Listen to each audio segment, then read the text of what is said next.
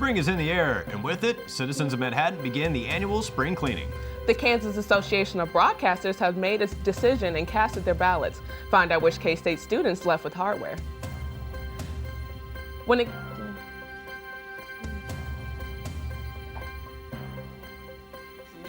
Just how safe is your personal information? Later in the show, we'll tell you how you can stay safe and a word from a social media expert. Plus, coming up in weather, we'll possibly see some winter weather in the springtime. We'll have that and more coming up next.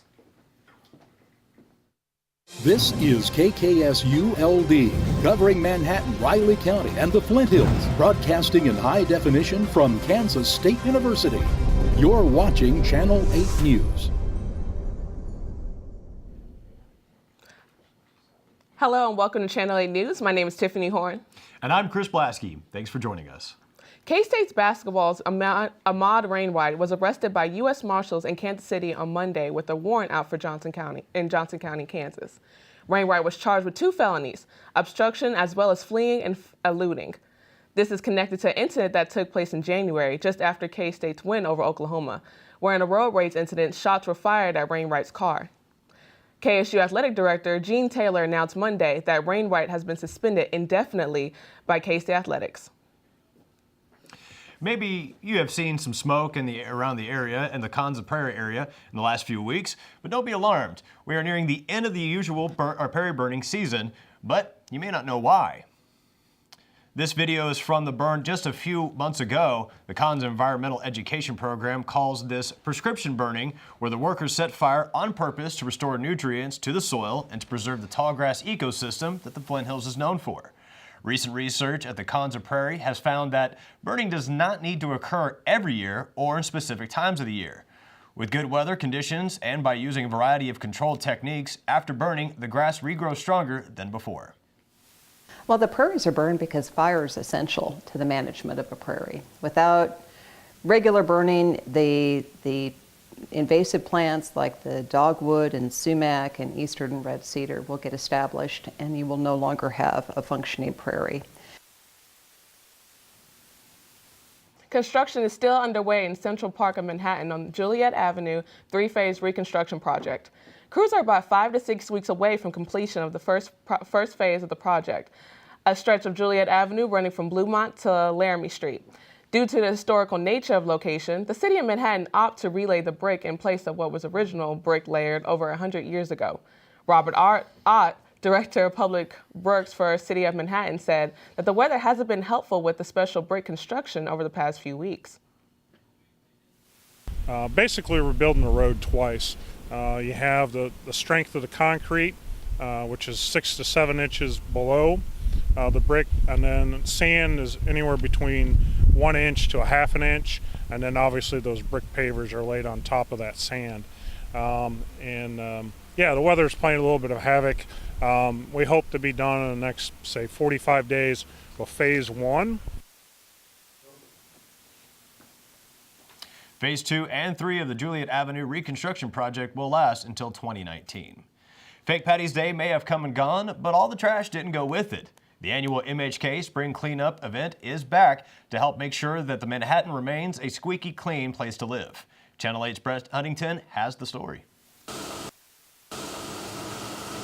The city of Manhattan put on the MHK Spring Cleanup this week, an event that allows residents to clean their properties with free haul away by trash companies, a service that Public Works Superintendent Jeff Davis helps with because he believes it's good for the community. Yeah, I mean, it's good for the community. It gives people the opportunity to get their yards cleaned up and not have to worry about hauling the stuff off. It helps us, keeps the bigger branches and things out of the street when our street sweepers are trying to sweep through there. It saves them from having to get out and move them off the side or take a chance on messing up a belt or something in the sweepers.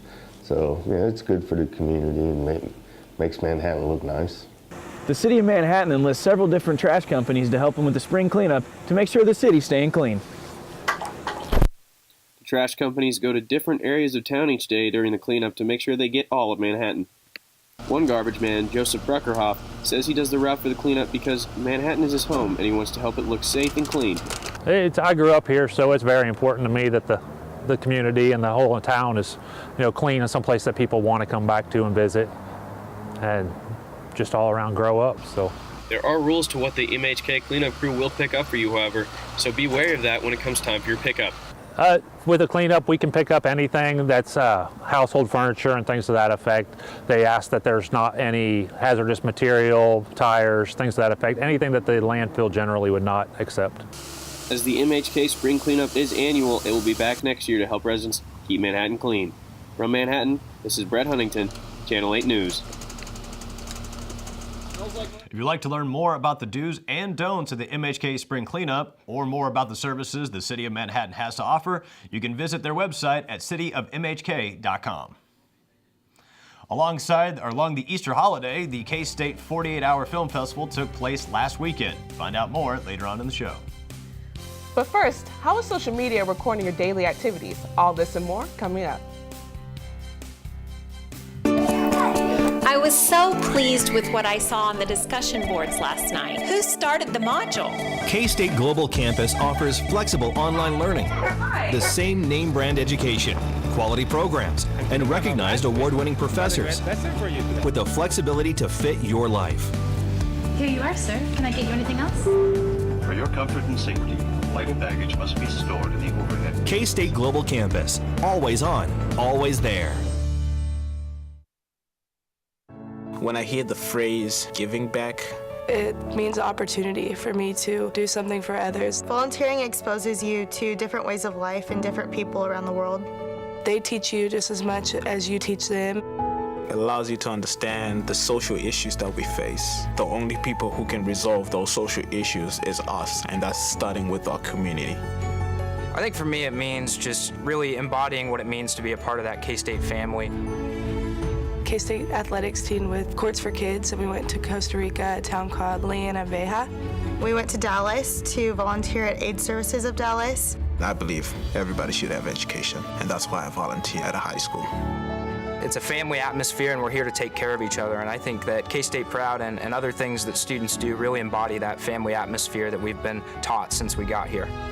What motivates Wildcats to give back? Empathy. Kindness. You. The world is moving more and more to an online platform. Social media is an incredibly strong driving force in today's society.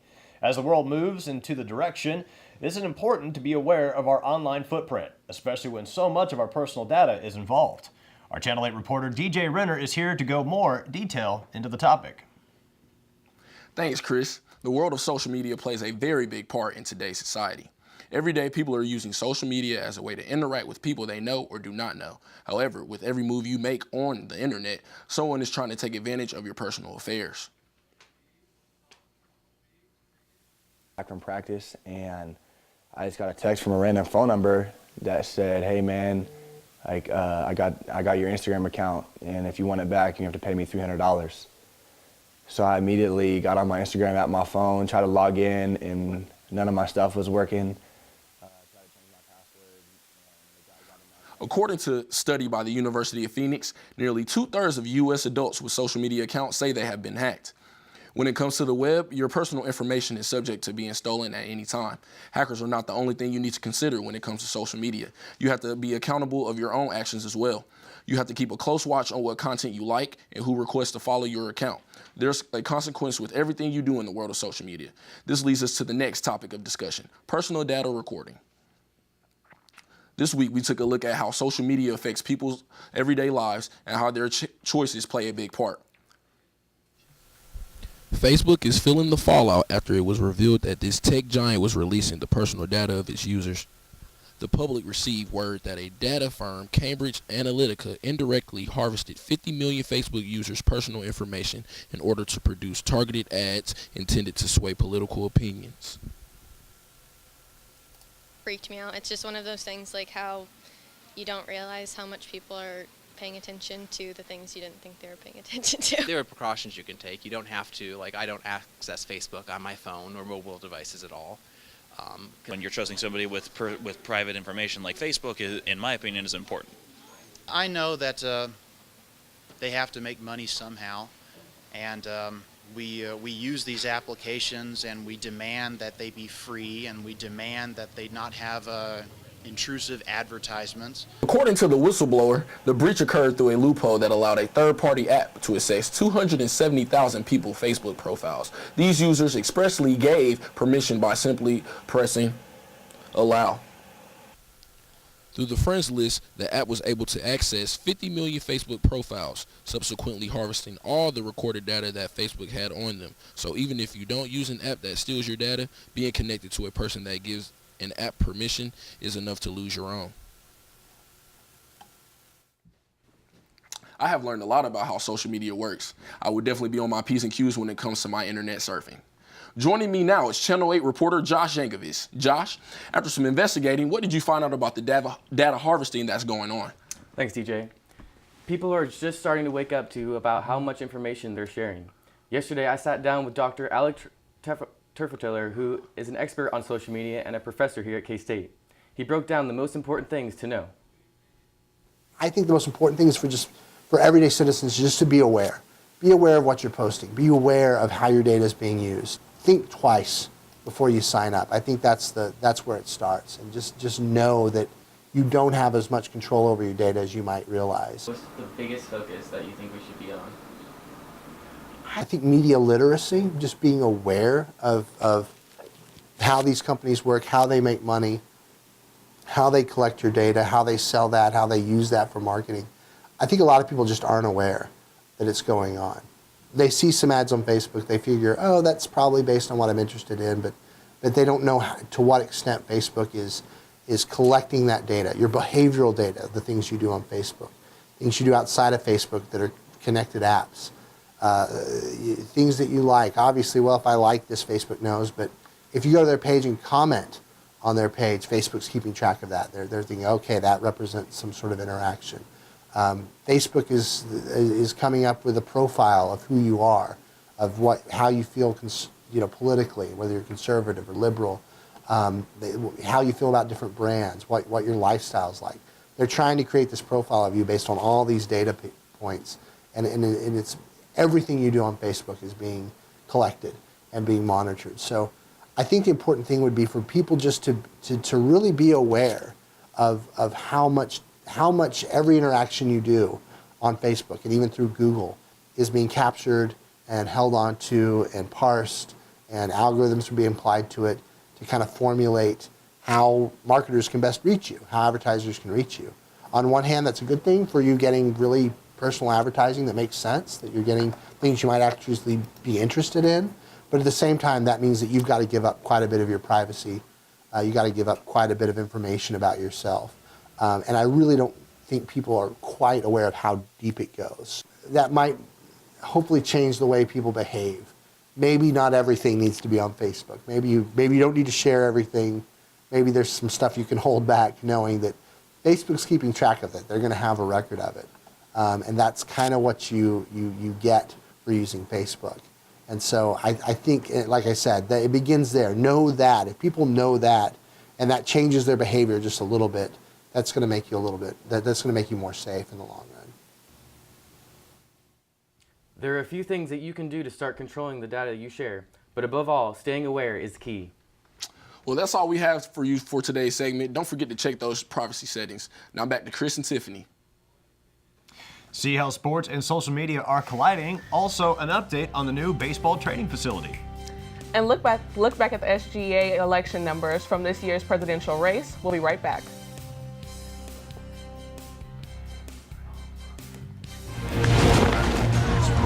Schultz one, high and deep to left, goodbye.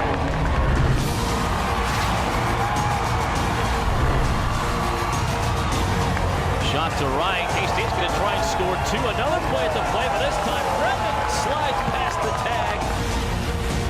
And Brad Hill is the all-time winningest coach in K-State history.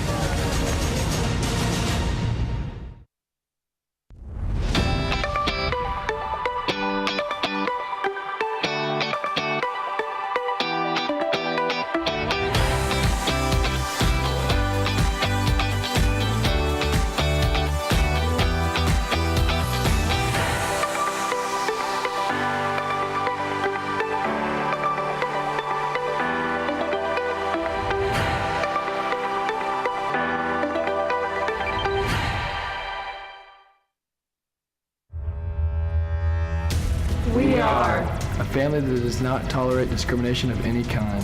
A family that believes diversity, inclusion, and sportsmanship are expectations. A family that is supportive and seeks to promote a positive environment. A family that treats all people with respect and dignity. No matter their color, creed, gender, ethnicity, or sexual orientation. We are an empowered family who empowers family. Welcome to K-State. This is who we are. Welcome back to Channel 8 News. The Student Governing Association concluded their election last month, but how many students actually came out to vote? Channel 8 reporter Emma Carter has the numbers. With the conclusion of the Student Governing Association elections last month, Kansas State gained a new student body president and vice president. The campaign of Jordan Keel and Lacey Pitts won, receiving 511 more votes than Paloma Roma and Michael Leverett's campaign. While this turnout is more than in years past, less than 20% of the total school population came out to vote. Freshman Lucy Koopman shares her feelings on the election. I really didn't know about the SGA elections. The most I would see from it would be little chalk things on the ground. Some students may be unaware of what exactly SGA is in charge of. The privilege fee is a good example.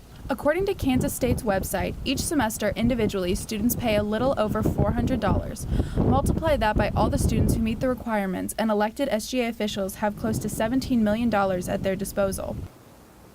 There are many areas that the money goes to, with the three main ones being the Student Union, the Recreational Center, and Student Health Services.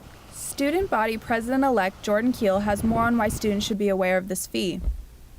On the SGA website, we actually have a breakdown of privilege fees, or over $400 that you pay, where each dollar goes to actually is broken down, so you can really see kind of where it's all ending up. As for future campaigns, it will be up to them to ensure voter turnout continues on an upward path. So Lacey and I actually went around to a lot of different clubs and organizations. That was one of our really big pushes, and I think we've kind of seen a shift in a lot of the past SGA elections in the last couple of years to really make that push going out to students. Jordan Keel and Lacey Pitts will begin their term August 20th.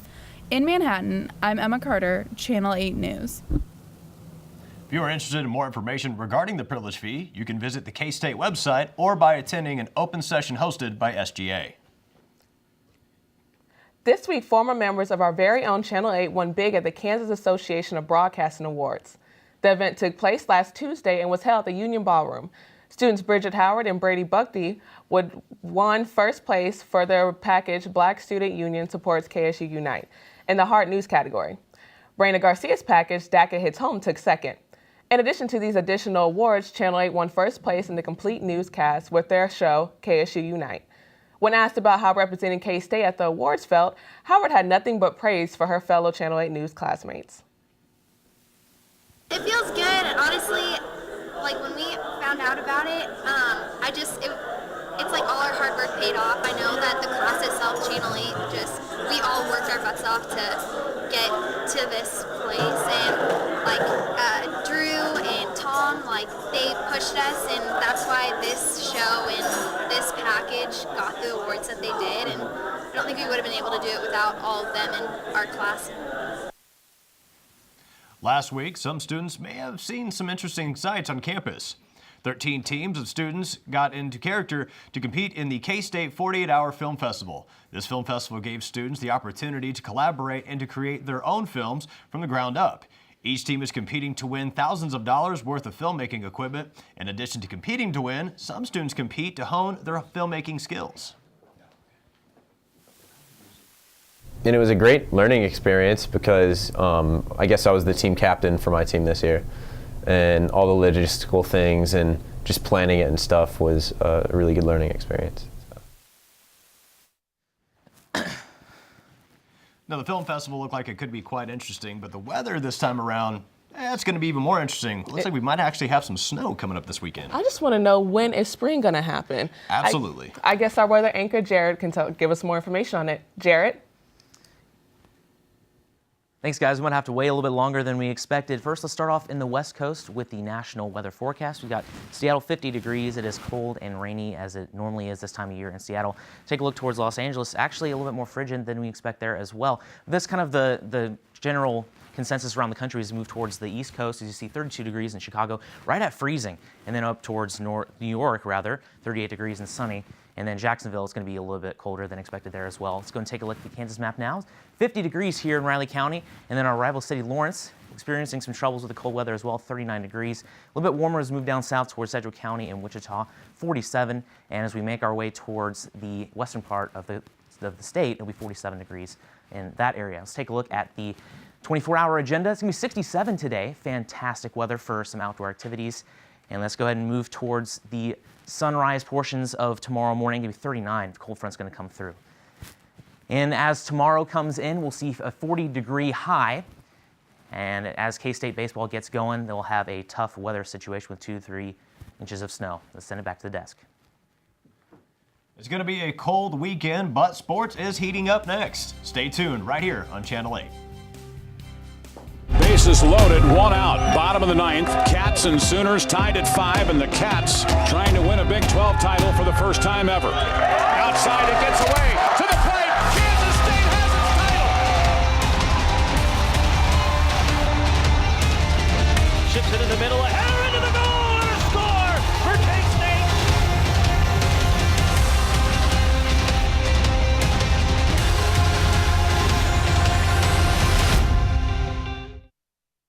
The best kept secret in Manhattan is not a secret anymore.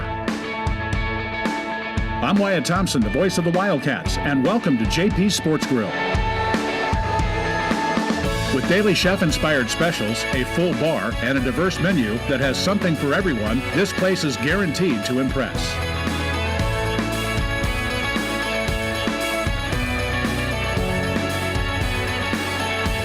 JP Sports Grill, your new favorite spot.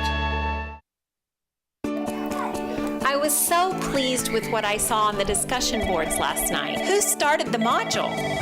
KState Global Campus offers flexible online learning, the same name brand education, quality programs, and recognized award-winning professors with the flexibility to fit your life. We're working on Project 3 this week. It's a group project.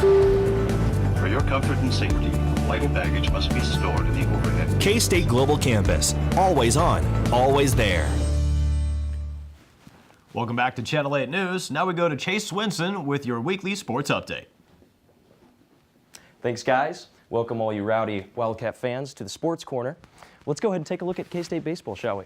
The K-State baseball team picked up their first 2 conference wins over the weekend against the Texas Longhorns. The Cats took 2 of 3 from the Horns for the series win. This pushed them to a tie for 7th place in the conference, which I think is second to last. Chucky Darndarn's there. The Bat Cats were in action last night there at Creighton. They fell 8-3 to the Blue Jays, finding themselves in an early 8-0 hole. The Bat Cats are back in action this weekend at home versus Oklahoma State. The series is scheduled to start on Friday, but due to poor weather, the schedule may change. It is tough to develop baseball year-round at Kansas. One former K-State player has tried to come up with a solution in Manhattan. Channel 8 sports reporter Mason Voth has the story. Developing baseball talent in Kansas can be difficult during cold weather, but one former K-State baseball player has created the solution in Manhattan. You know, I play baseball here at K-State, and I realized there really wasn't a facility here in town where kids have the opportunity to play baseball year-round. So what I did is I built a building and give kids that opportunity. Initially, Drew Beery wanted to give a place for people to train. That turned into a couple of teams, and now Beery says they have 11 teams throughout the whole organization. Last weeks, we have 11 teams, 22 practices. So we're pretty full right now. And so we go Mondays all the way to Sundays. We try to give kids one of the weekends off, either Saturday or Sunday, just so they can be a kid. Even with being kids, parent of a barnstormer, Brady Souter, says that the barn gives a great opportunity to train. Regulated practices, great facility, good coaching and instruction from people who've been there and done that. The barn started operations in August after the completion of their building. Beery says that this year, the timing was just right. It's quite expensive, so we had to make sure that everything was right when we decided to do it. And starting this April, things were right, and so we decided to pull the trigger and get it going. This part of the barn will see 22 different practices each week, 2 from 11 different teams. It isn't just the Barnstormer members that can get joy out of the facility. It is also set up to accommodate parents and is open for membership from the public. Parents come and watch practice. We have multiple kids in the organization, and so they stay here for a while. From the parent side, we've got a place where they can sit upstairs, watch TV. We've got a little clubhouse, I would call it. You can get a membership, and that membership allows you to come in and do open hitting, which is daily from 4 to 5. The barn has given baseball in Manhattan a place to go and compete with other warm weather states. They also plan to keep growing the barn's outreach. From Manhattan, Mason Voth, Channel 8 News. The barn has teams ranging from elementary age through high school and also offers public membership for just $100. Mason now joins us in the studio with an update on how Twitter and K-State basketball have been mixing this past week. Thanks, Chase. Nearly everybody gets Twitter pated in the springtime, except in this instance, we're talking actual Twitter. The K-State basketball season may have ended with a 78-62 loss to Sister Jean and Loyola Chicago, but a lot has happened in the last couple of weeks to keep K-State basketball Twitter tweeting. We take a look at what people have been saying in 240 characters. On Monday afternoon, junior guard Barry Brown declared for the 2018 NBA draft. Brown said he will not be hiring an agent in order to keep his eligibility, saying thank you to all the supporters of himself and Wildcat Nation. While Brown's future is up in the air, a different Wildcat has decided to hit the road for sure. It was announced that Mauro Sala will transfer after 1 year with the team, thus opening a spot for incoming guard Sean Williams. K-State also has junior college forward Austin Trice visiting this weekend, but will still need to free up a spot on the roster if they are to get him. While KSU is dealing with incoming players, KU is dealing with departures, and Doug Gottlieb took notice. Gottlieb asked Twitter about next year's team, Fernima friend. The way too early polls would also agree with Doug Gottlieb, as K-State comes out looking pretty good in most of them. NBC Sports loving the Cats. Some changes are also taking place on the recruiting trail. Head coach Bruce Weber said on K-Man Tuesday that their Elite Eight run has had an impact and it's in the red receipts. But if you didn't love Bruce at his worst, you don't deserve him at his best.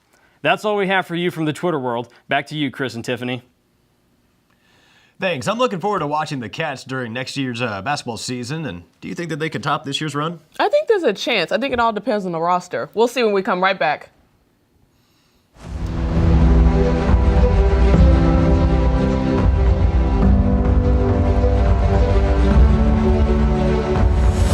I know a spot that I love full well. 'Tis not in forest, nor yet in dell. Ever it holds me with magic spell. I think of thee, alma mater.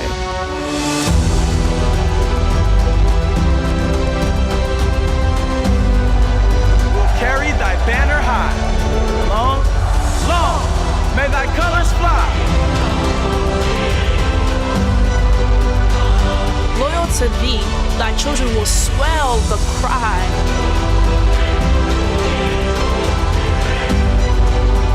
Hail, hail, hail, alma mater. Research. It's applying the bigger picture toward the greater good. Defending the world from adversaries, both seen and unseen. Interpreting realities to unlock solutions. It's our land-grant mission to serve our world utilizing sharp minds, from first-year students to world-renowned experts. What makes research so strong at Kansas State University? Vision, progress, you. That's all we have this week. We'll be back again next week with more information and more about the Manhattan and Riley County area.